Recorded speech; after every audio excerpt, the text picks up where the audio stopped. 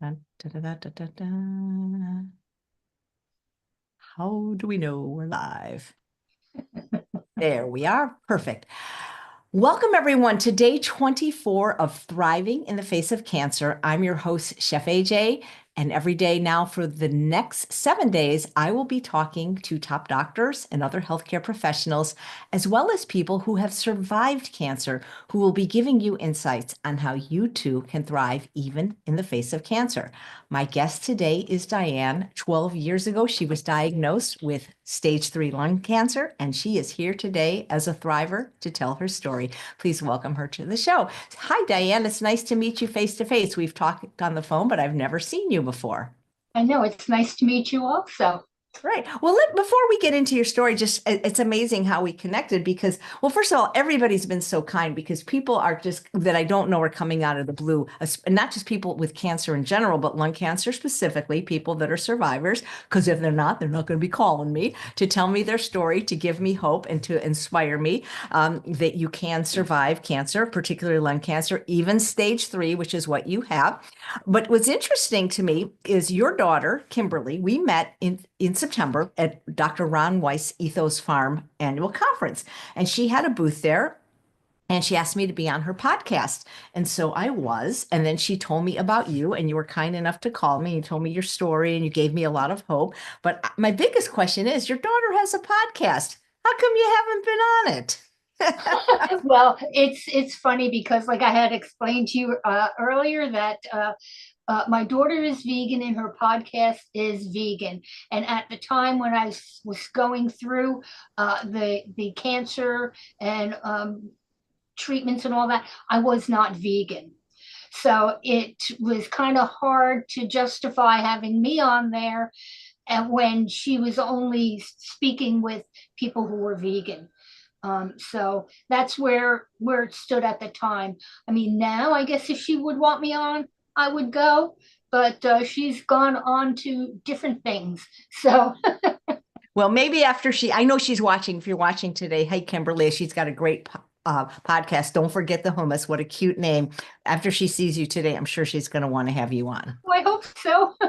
Yeah. Well, 12 years is amazing. I mean, I always say any time you're surviving is amazing, but 12 years is a long time. That's about a fifth or a sixth of your life. Right. Yeah. So let's get started. How old were you when you were diagnosed, and how did you find out? I was 56 when I was diagnosed, and it happened on a weekend. I started, you know, I should start from the beginning. I've always felt like there was something not right, something going on. And I would go to the doctors and they would say, oh, it's all in your head. Everything is fine. Everything checks out, don't worry about it. And then, out of the blue, this one Sunday, I felt really sick. I got a horrible pain in my chest and I started vomiting. So right away, my son, he was actually working at the first aid squad. He said, I think mom's having a heart attack. So they called 911. 911 came. The first thing they did was they stuck nitroglycerin under my tongue because they also thought I was having a heart attack. And they brought me to the hospital. And when I got to the emergency room, it was it was just very hectic and crazy. And the emergency room doctors didn't believe I was having a heart attack, but they went through the process of doing all the tests that they do and found that I didn't have a heart attack. They did a chest x-ray, and this lovely emergency room doctor comes up and said to me, well, you have a mass in your chest, and gave me a shot of morphine for pain and some medicine for nausea, and then left me there. That was it. They did absolutely nothing. It was such a horrible experience. They notified my primary care doctor, who then called a pulmonologist he knew, that a few hours later showed up in the emergency room. But it was a nightmare. That, okay, well, we told you what you got. That's it. And they So just left me there. this was an ER doctor that literally just called it a mass. That's all he Yeah, said. he just said it's a mass, and we'll give you, morphine for pain, and we'll give you medicine for nausea because I was still, throwing up. And that was it. Yeah. That doesn't sound like the best of care. No, because I mean, they were really busy, and I guess they figured, well, there's really nothing they can do for me.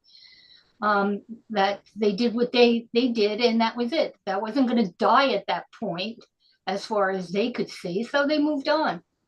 But yeah, it was very upsetting and very scary. You get numb at that point because you don't know what's going on. So Yeah.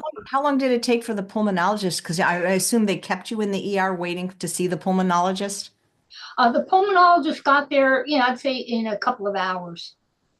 He came, he introduced himself to me, and he told me that he was going to admit me into the hospital overnight because at that point, because they gave me morphine, my blood pressure was very low. And because of the vomiting, they didn't want me to go home, and, they had to keep an eye on me. And plus, I still had a lot of pain, but they couldn't give me any more medicine because at that point, I was my blood pressure was low, my heart rate, everything. So they just wanted to keep an eye on me. It's interesting that you had pain because I'm what I'm learning from a lot of people that have had cancer or have cancer that a lot of times you don't experience pain with cancer until it's starting to be more advanced. Well, I think that's why it was stage 3. At first, they thought it was just a small mass, but actually, when they did the surgery, it was 8.5 centimeters. It Oh was my, quite yeah, a that's large. 85 millimeters. That's huge. Yeah, it was very large. They were surprised. I guess normally they don't do surgery on something that large, but yeah. So I had an upper left lobectomy. So the whole top uh, lobe on the left lung is removed. Wow. So what do you think was causing the nausea though? Why were you throwing up from, was it just I from guess the pain. It was the from the pain? pain. Interesting. Okay. Yeah. Wow. And did you have any cough or were you coughing up blood? Any other No, symptoms? nothing. To be honest with you, I was never felt better in my life. I was active, didn't have any problems eating, didn't, I mean, just everything. You would never have thought that there was anything wrong, uh, that I had cancer.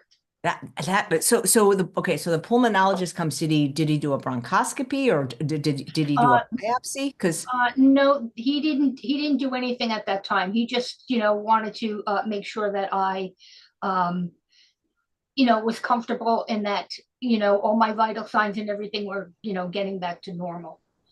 Uh, it's incredible to me with a tumor because mine started out at 14 millimeters and to be 85 millimeters, 8.5 centimeters, that's huge. And it never appeared on a previous chest x-ray in all those years. nope. And actually, I had a chest X-ray done a year before because I was having uh, pain in my, chest, and I guess I had bronchitis or something. So they did a chest X-ray, but no, it never showed up. That's They never incredible saw it. that then once it must have grown. Did you have any Mets, any metastases? No, no, I didn't. I was lucky in that sense, but they did a year later find that in one of the nodes in my right lung, it was a new cancer. So they didn't consider it as metastasizing because it was a different cancer. Well, we'll get to that one. I Yeah. didn't know about that one. We'll get to that one next. So, Yeah. so now you're in the hospital. They're making you comfortable. You see the pulmonologist. This was about 12 years ago. So then, what was the next step? Because I imagine at some point they did a they didn't go right to lung surgery, right? Did they do a Oh biopsy? no, I had a PET scan. The pulmonologist actually had the PET scan done, and then they did the biopsy, which was when it showed that the cancer, um, which was the stage 3A. I have to put my glasses on for this, sorry. Yeah. So you had like the core needle biopsy? Yes, yes. Yeah. Yeah, they did the guided biopsy. And Right. this one they actually did through my back. Yeah, that's how I had mine too through That's my how you got yours? It wasn't so bad. I mean, all things being equal in life, it wasn't the worst thing. I mean, I'm going to the dentist today for a procedure I'm more afraid of than Right. than I was the lung biopsy, to be honest. Right. So, okay, so how soon after the results to the biopsy what did they recommend surgery first? They it was January 15th of 2013 was when I actually got the complete diagnosis. And then on January 31st of 2013 was when I had the surgery done. It's funny, you remember dates, so do I. Yeah. Everything I You remember. know, it's, some people say, how could you remember that? I said, there's just some things you don't forget. And Absolutely. and I actually kept a little journal with all the medications that I had to take, my temperature. I mean, everything going through this process, because it's very important, that you do that to keep track of everything, your medications, to keep track of your temperature in case you're getting sick. You have to be so careful, especially when you start going through your therapies like chemo and radiation. Um, Um, so So what was when you were told, and who told you, the pulmonologist? He said you had cancer. Was that how you were told? Actually, yes, the pulmonologist, and then he referred me to an oncologist. So what were your first thoughts? My first thought was, okay, well, I'll do whatever, has to be done. I tried to be positive. I didn't freak out at all in the beginning, and everybody was like, aren't, doesn't it bother you? And I said, well, it's part of life, and if this is it, this is it. I'll just do what I have to do, and see if I live. I mean, there's nothing you could do about it. It's already done. So That's a great attitude because I went kicking and screaming the whole time. I mean, it was like, I guess I was still kind of numb. There is a fear, but you say, well, it's over with and done. I already have it. Um, so I'll just go through the process and see where I land, at the end. Well, see, that sounds like a very good attitude. And I try. I mean, there were times where by myself I would cry, and I would be like, okay, well, what's going to happen next? How long am I going to be here? Am I going to be long enough to see my kids get married and have grandchildren, and things of that nature start going through your mind. But I always try to just stay positive, and I had my family there behind me to help. So that made it a lot easier. How Uh, did they take the news? they were surprised. They were shocked, and they were really surprised at my attitude.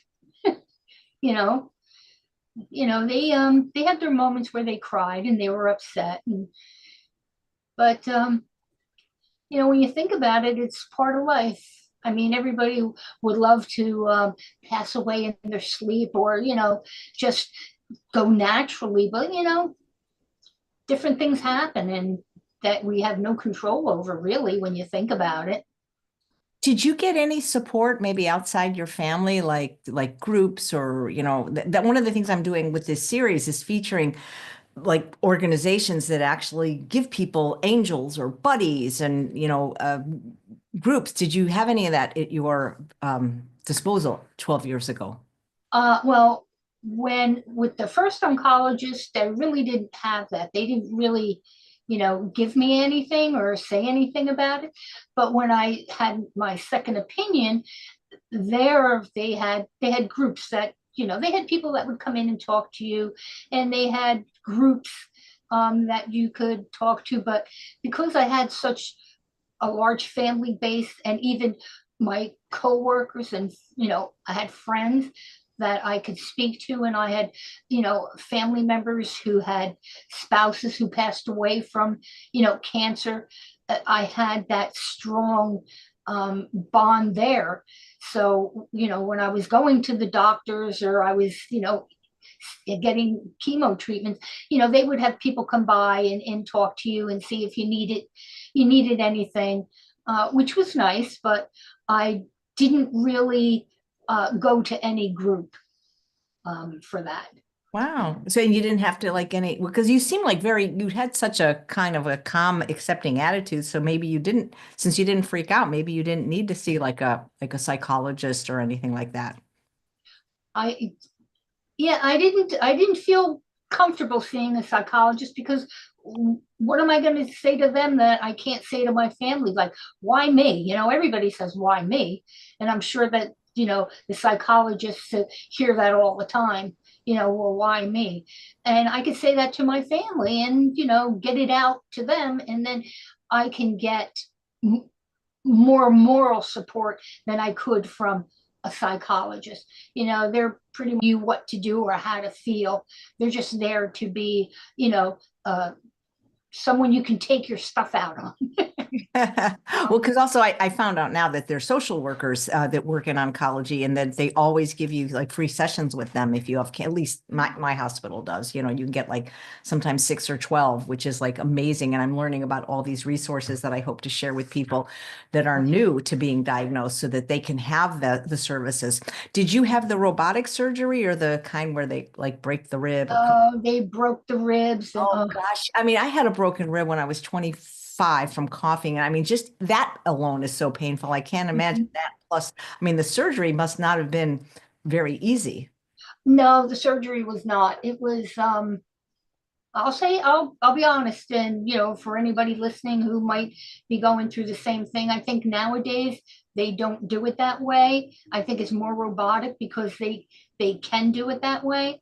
I think the robotic was just starting out when they did my surgery, but it was horrible. And at that time, I didn't know that they broke my ribs.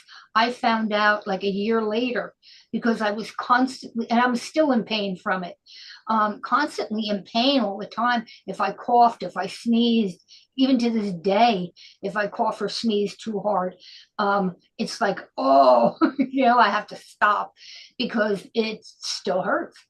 But yeah, it was about a year later I found out they had to break my ribs to get in there and do that.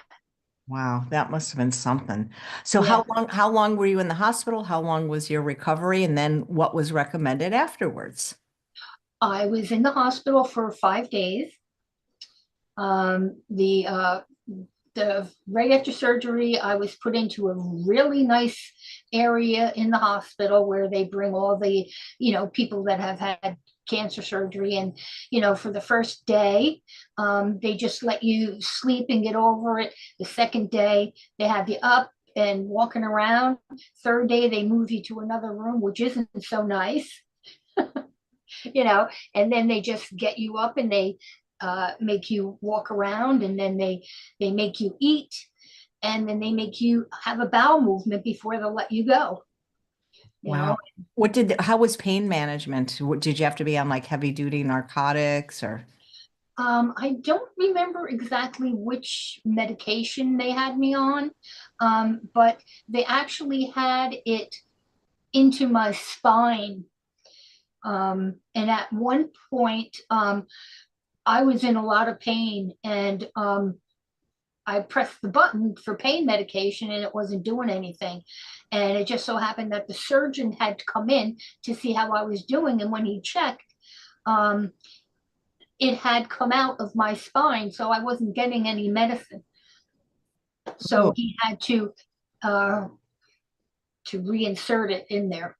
So this way I would get some pain medication. oh my, I'm so sorry.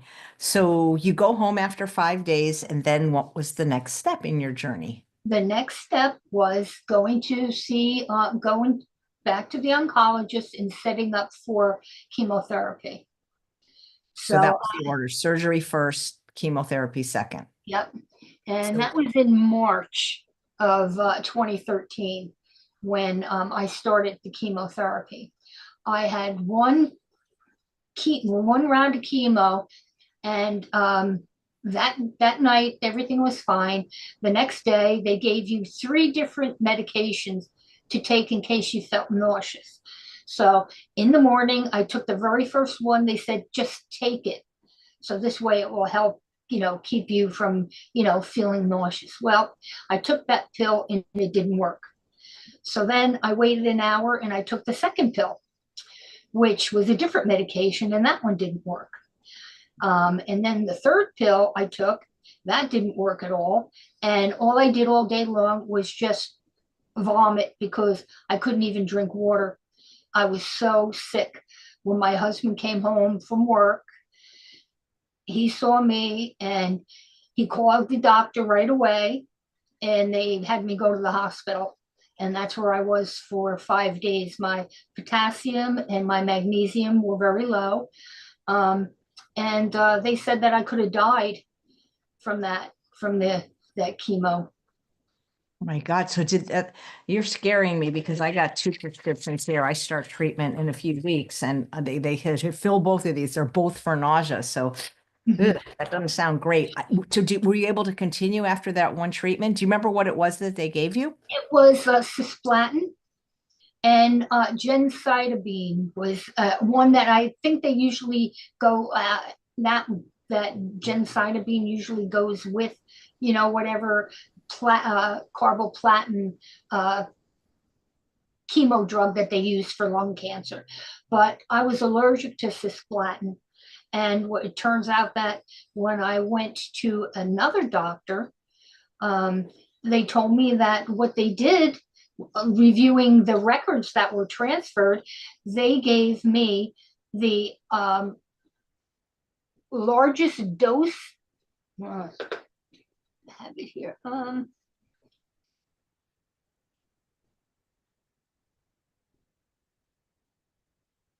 Oh, the strongest chemo drug was cisplatin, and they gave me one of the largest doses. And at that point, I think I was 85 pounds when they did that. Oh my. So that had caused all kinds of problems. And then they found out I was allergic to that one. Yeah. Wow. So what did they do? Switch drugs or stop the chemotherapy? Well, that one they had stopped, and they gave me a couple of weeks after I got out of the hospital.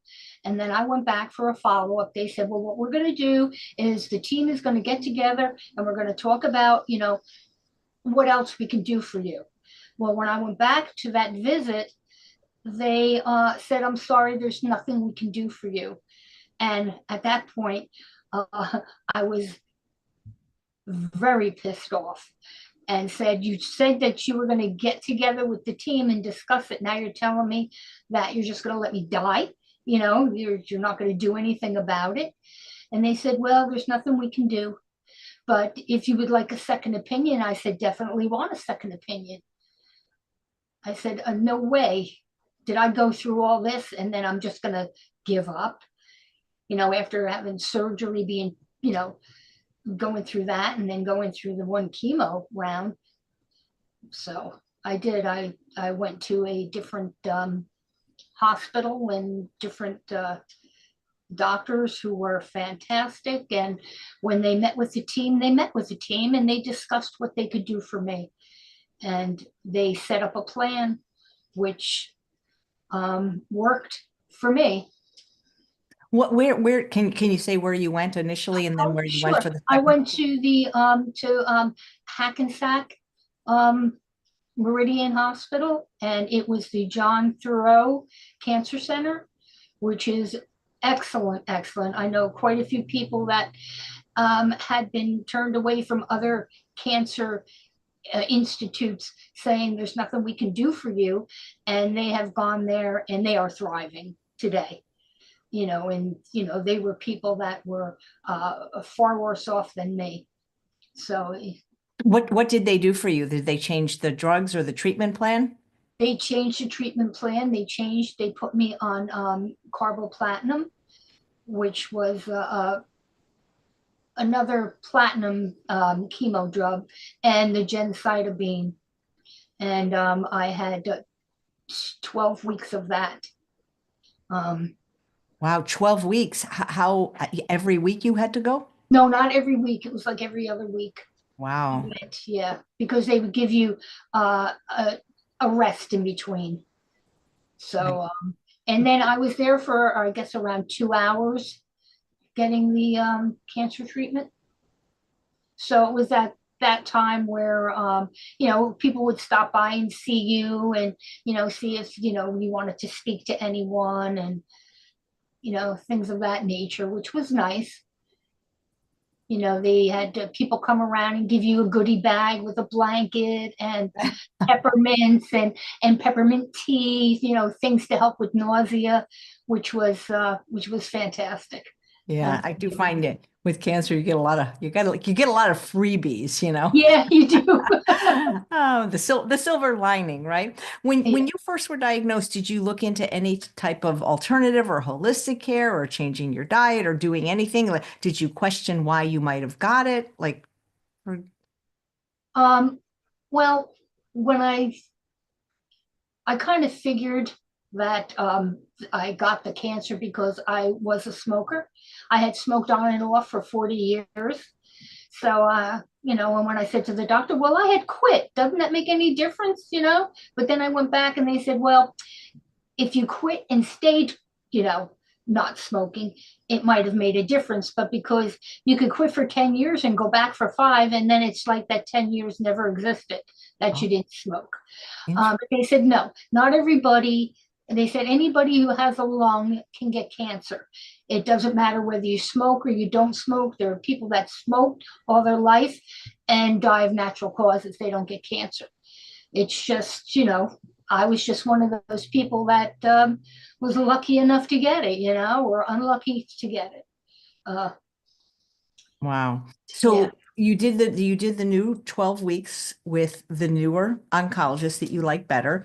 And yes. was that the end or was that just the beginning? That was just the beginning. And then we did the radiation, which, So you had everything. I call it the trifecta, yes, the standard yes, of scare. It's interesting because they want me to do those, and I'm not doing. I mean, I don't know, but right now I'm not doing any of them. I'm doing what's called immunotherapy. But right, your order is different than the order they wanted me to do chemo, surgery, and then radiation. And you right. did surgery, chemo, and then radiation last. Do you remember what kind you had? Was it proton? Was it photon? Do you remember SVRT or? I just had the just basic radiation treatment.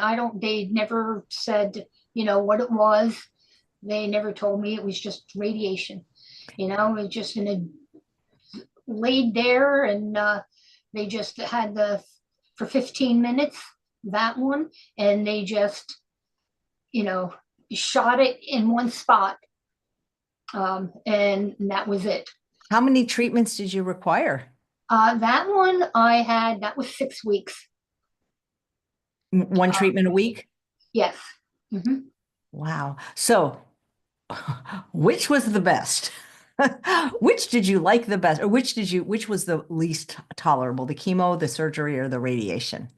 I would say the surgery was Was the hardest? hardest, and Yeah. then the chemo, because with the radiation, the only thing that I got was because of where they had to angle the radiation going into my chest, it was caused like soreness in the esophagus. So I had to they had to do this concoction of medicine to numb it. Wow. You It's know, almost like they wanted to get the worst over with first for you. I think so. Yeah, yeah. Wow. So you said your family was your strength. Did you have any outside strength, like any kind of faith or anything like that that helped get you through? Oh, excuse me. When I talk too much. That's okay. Um, I was raised Catholic, but I have to say that not really religious. I do believe in God and I do believe in angels of so I feel that and I hope I don't start crying. Oh, it's okay if you do. We cry on this show. I cry all the time now. I feel like my guardian angel helped. Yeah, no, that's wonderful. I mean, that you felt that. I mean, that's that we all need that. So I hope mine will come around pretty soon. So good. Yeah. Yeah.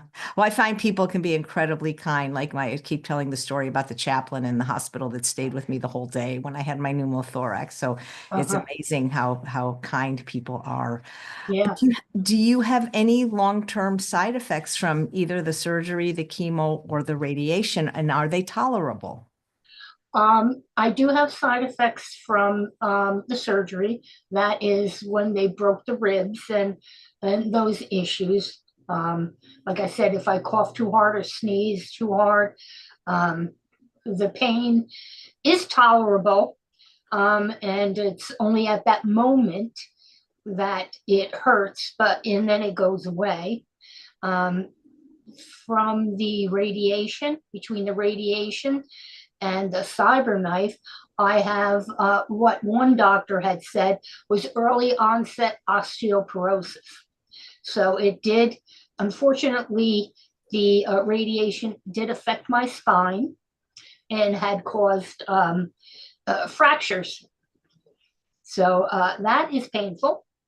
And that's something that I was 5'1" and now I'm 4'9". So I have, lost a few inches, and I do have the curved spine somewhat. Were you always a petite person? Uh, Pretty much. So, You mentioned a cyber knife. Now that I don't, what was that? um, oops. This is one of the things that happens when you talk too much. Okay.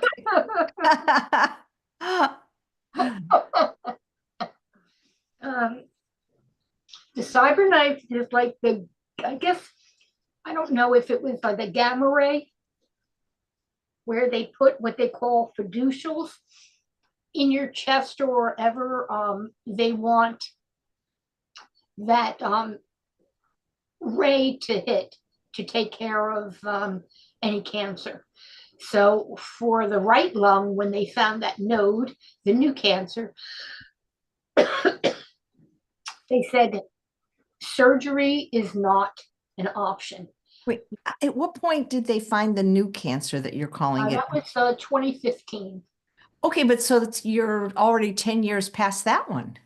Right.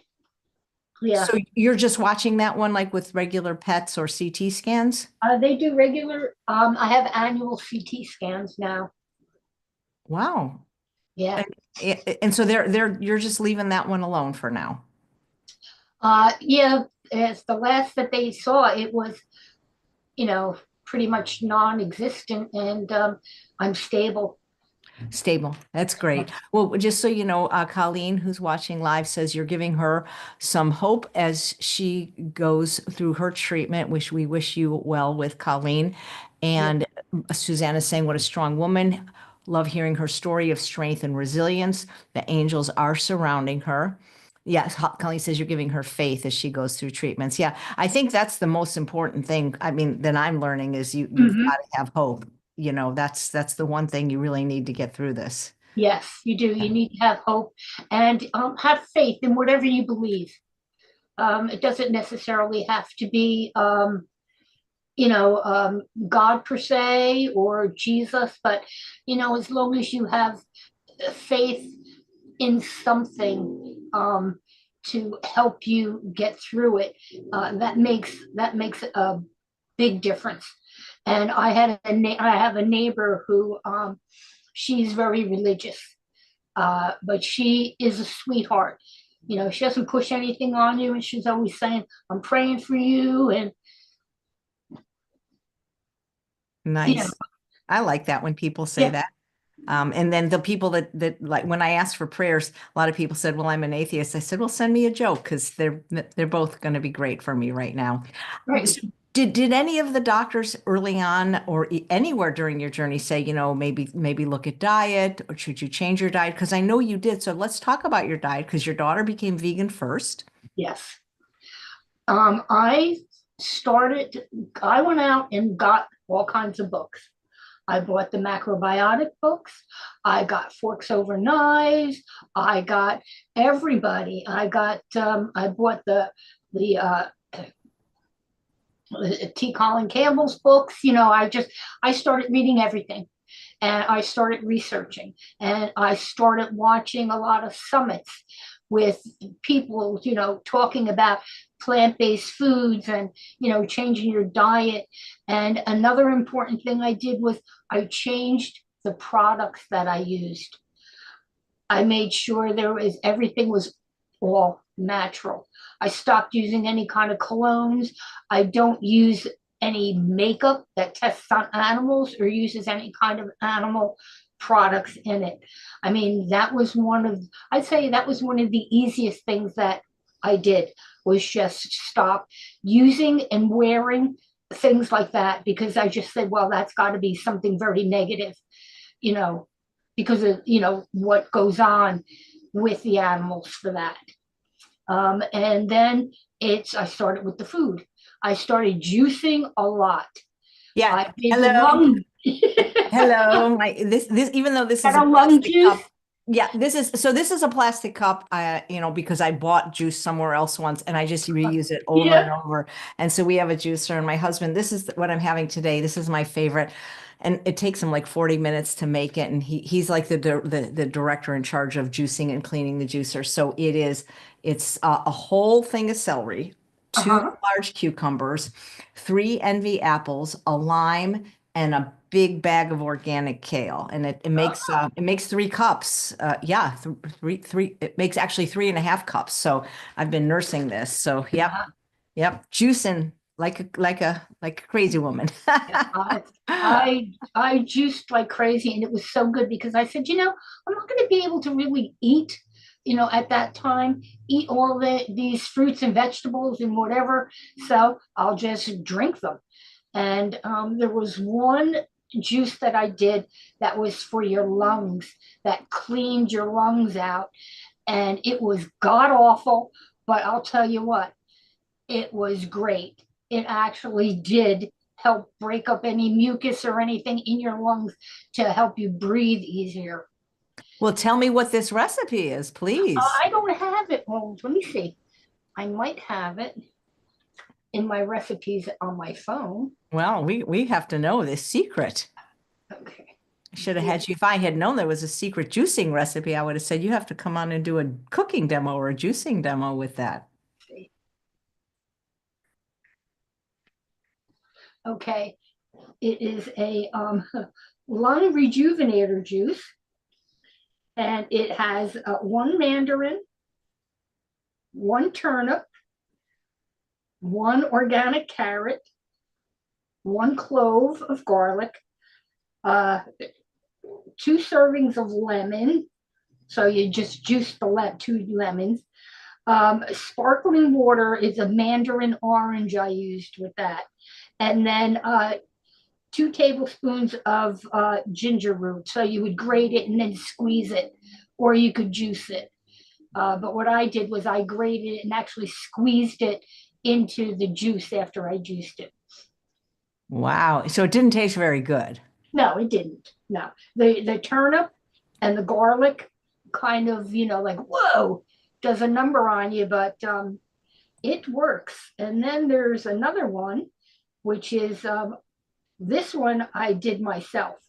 That one, I can't remember who I got the lung rejuvenator juice one from, but this one I had changed it up a little bit, and I used 3 carrots, medium carrots, 1 small turnip, 1.5 cups of watercress, 1 garlic clove, 1 lemon, and 1 English cucumber. Yeah, That one was cucumber. my I love favorite. cucumbers as juice because it's neutral and it gives you like a nice base, you know? Yeah, uh, but yeah, they worked, boy. They Yeah. Do you still juice now, or people love to know what you eat as a day? And how long have you been vegan for? I've been eat vegan since 2015. Wow, 10 years. Yeah, Congratulations. thank you. Um, I've been bad lately because I work this job and like the hours are just starting to get to me, I guess because I'm getting old. Uh, What do you do, if I may ask? What is your job? I am a help desk analyst for a data processing company. So I work 7 at night to 7 in the morning. Oh, wow, that's got to be hard. Were you working a night shift when you were going through all your treatment? No, no, actually, I was on a different, working a different job at the time. And when I was diagnosed, and then I went on disability. And then when I went back, I was still on, had two more chemo treatments, but I had to go back to work because the disability was running out. So the doctor said, I don't want any problems for you, so I'm going to have you go back. But at that time, our company was being bought by another company. So they said, listen, Diane, we'll just give you your package because we don't think that you really need to be here. You just go and take care of yourself. And which I thought was really nice of them, what they did. Absolutely. Yeah. Gosh, that's incredible. But this job I have now, I've been doing it for be going on in June will be 11 years that I've been doing this job. And it was the only place other than, believe it or not, Sears that would give me a job. I could not get a job. Why? Was it age or because of I don't your know if health? it was age or, I was honest telling them that I am a cancer survivor and I still, you know, have to go to the doctors and whatever. And, yes, but Sears actually gave me a job. And then when my back started, um, I started getting the compression fractures from the radiation. I couldn't do that job anymore because I couldn't stand on my feet for long periods of time. I couldn't sit for long periods of time. So it was, a whole different animal. So for almost a year, you know, I didn't work.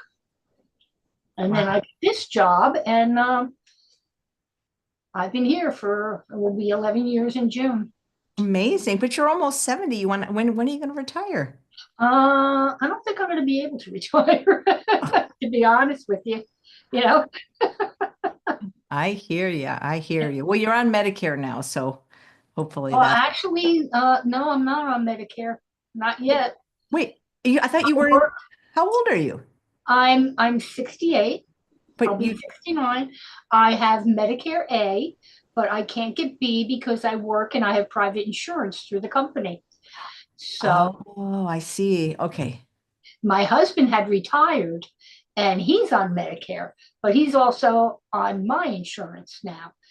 So everything goes through my insurance first and then it hits Medicare for my husband. Got it. Thank you. Yeah.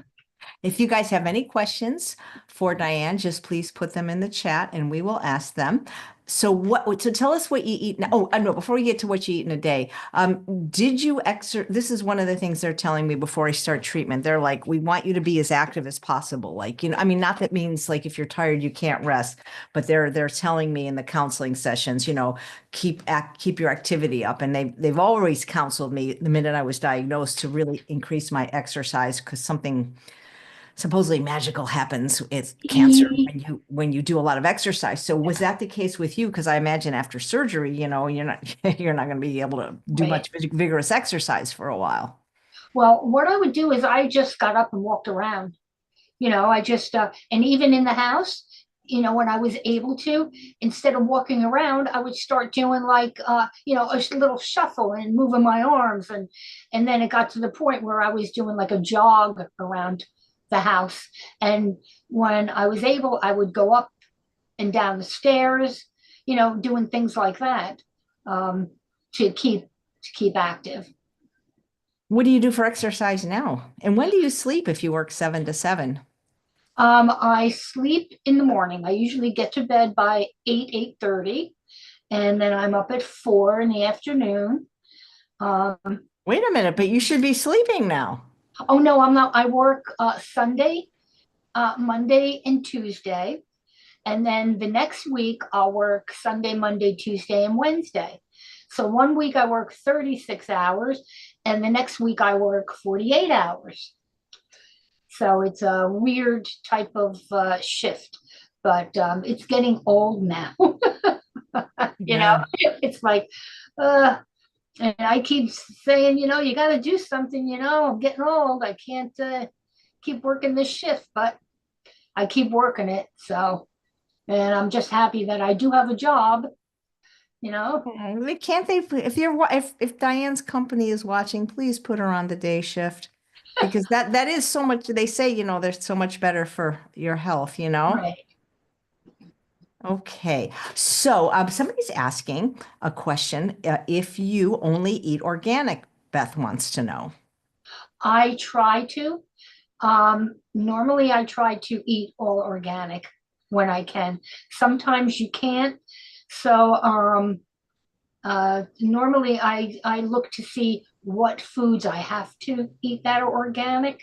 Like most of the time it's strawberries, and then sometimes it might be apples or spinach or whatever at the time that they say eat organic. But yeah, I try to, but eating any kind of fresh fruits and vegetables is better than not eating any at all.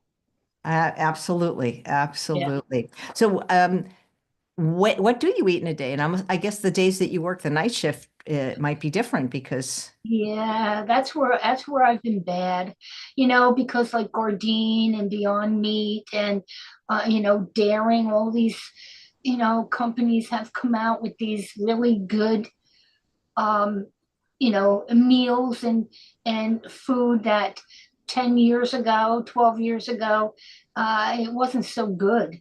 I mean, even in 12 years, the cheese has improved, exponentially, over what it used to be back in the olden days. Um, Usually when I'm working, that's what I eat.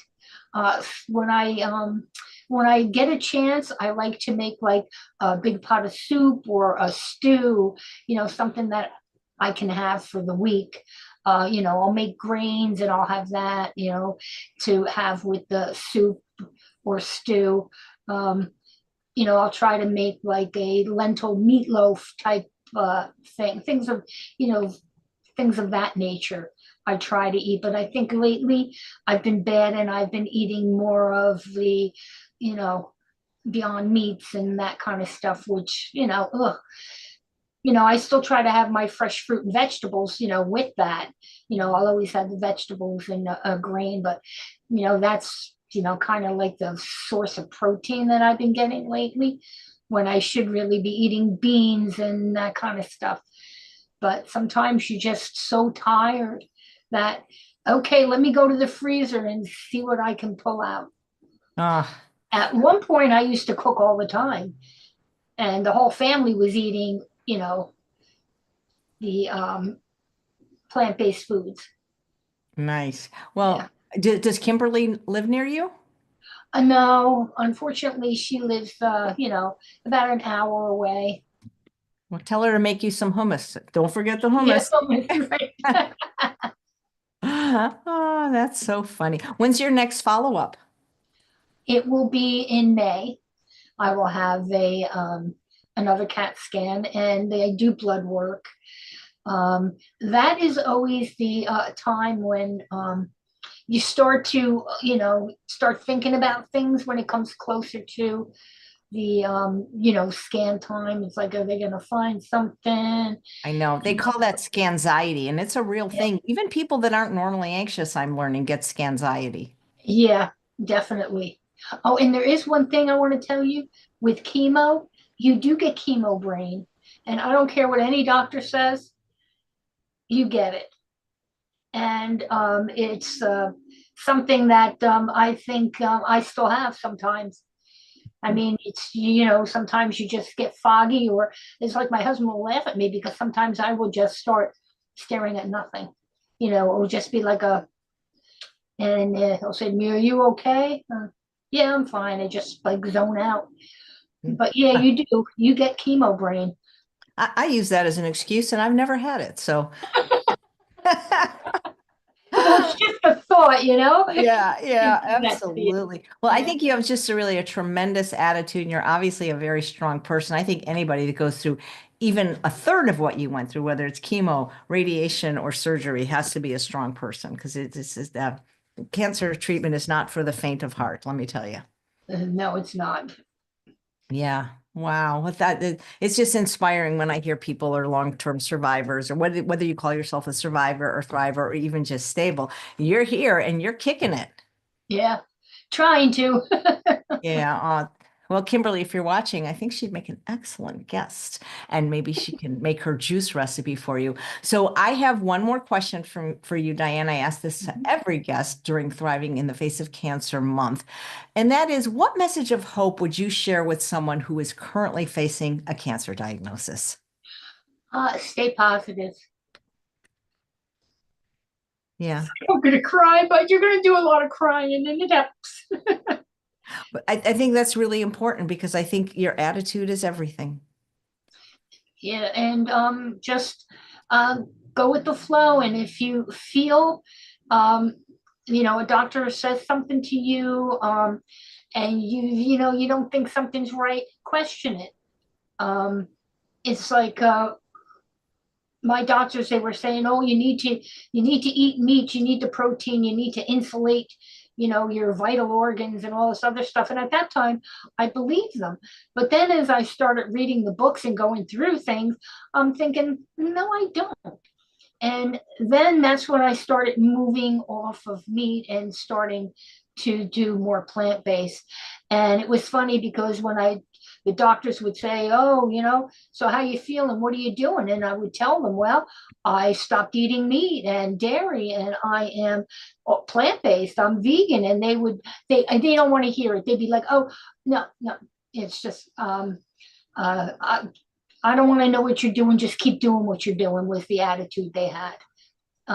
So, but if you feel that you're not getting your questions answered by your doctor, just come out and tell them, you know, and you know, that's it. They're there to help you, and then to tell you what's going on. And if you don't want something done, just tell them and say why. Why do you want me to do that? Why do I have to do that? Yeah. And if they can't answer you, then say, well, then I'm not going to do it. Yeah. And you Oh, feel you do what's best for you. yeah. I hear the word standard of care a lot, when I question things. You mentioned books. Are there any books you'd recommend to people going through cancer? Were there any particular books that helped you? Well, I do have books like Forks Over Knives is excellent. And Chef AJ, you follow her. Her recipes are excellent. There is the Food Revolution. They have several books out that are excellent. Um, I mean, there's just so many different plant-based books, Yeah. and you can even go to YouTube or, search the internet, and you'd be amazed at the things you can find. But, more reputable, I would have to say, like, stick with Chef AJ, do the Forks Over Knives and the Food Revolution Network. They are excellent. Um, it's, because these are people that have been doing these things. Even T. Colin Campbell and, these plant-based doctors, Dr. Neil Bernard, they are Dr. Greger. They're just people that, that you can read their books or go to their websites and get, so much information that is helpful and inspiring. But did you read any books like on cancer or survivorship or, you No, know, I didn't. Actually, no. No, I stayed away from those because some of the books that I did read, they actually had stories in there about people surviving, but I found it depressing when, like when I was going to like Barnes and Nobles and looking through books, and I was like, well, oh, I really want to start reading a book like this, or do I want something um, a little more positive, because those books don't always have happy endings in them, and you know so you just want to try and keep yourself positive. yeah, I agree. I have the books, but I haven't read them. Yeah, I guess maybe now I could read them, but back then when you're going through it, it's very hard. You just pretty much focus on what are the books that can help me, in a positive way, that's going to teach me, what I can do to nourish my body and my mind. That's another thing. A lot of meditation. That's such a helpful thing. And if you can do yoga. Um, but yeah, I would have to say diet and meditation and a positive attitude um, Yeah. are just like numbers one, two, and three in my book. Yeah. There's this wonderful place here called Wellness Within. I hope to get them on the show. Free yoga for people with cancer and all these things like Reiki and arts and crafts. It's Uh, pretty cool. huh, Yeah. Well, people are saying thank you so much. Like Video of 1,000 Nights, thank you so much for sharing your story. Very inspirational. And I'm sure this is going to help somebody that we don't even know down the road when they're feeling, especially if they had stage 3 lung cancer, that surviving is not possible. Hopefully they'll stumble upon this video and know that it is. oh, I hope so. And I hope I have given people, some hope, and, have been helpful in any way. Yeah. Well, But it's thank you. touching. And thank you, Diane. And thanks to your angels for keeping you here. Oh, thank you, Chef Agent. Absolutely. And I look forward to hearing you on the Don't Forget the Hummus podcast in the near Okay, I will future. I will send you a message and let you know when I'm going to be on that one. And let's get you on the day shift because there's some research to show that it's just better for your health to not Oh, work. yes, definitely. Yeah. Maybe your doctor can write you a note. You never know. All That's right. true. That's great. Well, thanks so much. It was such a Oh, pleasure you're welcome. hearing your story. And thanks all of you for watching another episode of Thriving in the Face of Cancer, day 24. We want you to know that wherever you are in your cancer journey, like Diane says, as long as you're still breathing, we believe there's still hope and that you too can thrive even in the face of cancer. Please tune in tomorrow, a little later at 1 p.m. Pacific time for day 25 of Thriving in the Face of Cancer with my guest, Jackie Harragut of Immerman's Angels, who is making sure that no one with cancer ever has to go through it alone. I don't know if you realize this, Diane, because you had your strength from your family, but not everybody has families or even supportive families. But there are these wonderful organizations like Go to Lung Cancer, who I had on Tuesday, in Immerman's Angels, where you get paired like not in addition to your heavenly angel with like a live human angel, Mhm. somebody like you that is a long-term survivor that can walk you through and hold your hand. And that is what I have found enormously helpful. Like my friend now my friend, he'll be on next week, Francis, 17-year lung cancer survivor. Wow. So it's been the best thing, these mentors for people. And Right. I want people to know about these organizations. It's not just for lung cancer, it's any cancer. So and it's free. So I hope people will tune in tomorrow to find out about this resource. All Okay. right. Thank you. Take